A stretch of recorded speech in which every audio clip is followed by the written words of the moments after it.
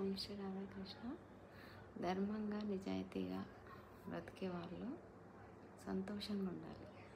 వాళ్ళకి కష్టాలు ఉండొచ్చు, ధర్మంగా ఉండాలనుకుంటారు. వాళ్ళు ధర్మంగా బతకడం ఇష్టపడరు, కష్టాలు పడుతూ ఉంటారు. జీవితంలో నెగ్గుకు రావడం కష్టమైపోతుంది, బాధలు పడతారు.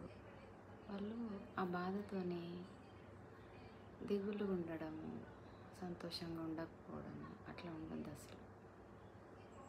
అది చాలా ఉన్నతమైన గుణం. అది ధర్మంగా ఉండగలగడం, నిజాయితీగా ఉండగలగడం, కష్టాలు పడుతున్నా సరే అధర్మం వైపు వెళ్ళకపోవడం, తప్పులు చేయకపోవడం.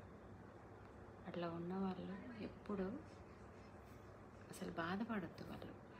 వాళ్ళకున్న దైవగుణం అది. ఆ గుణం ఉన్నందుకు సంతోషంగా ఉండాలి. అసలు పోరాడాలి, ధర్మంగానే పోరాడాలి, నెగ్గుకు రావాలి, నిలబడాలి. ఖచ్చితంగా అధర్మం చేసేవాళ్ళు ఎంత గట్టిగా పోరాడతారో ధర్మం చేసేవాళ్ళు కూడా అంత గట్టిగా పోరాడాలి. అప్పుడు వాళ్ళకు కూడా కష్టాలు ఉండవు. వాళ్ళు కొద్దిగా బాధ ఎవరో ఏదో అనేస్తారు, వాళ్ళు కుంగిపోయి ఇంకా వాళ్ళు పోరాడడం వదిలేస్తారు.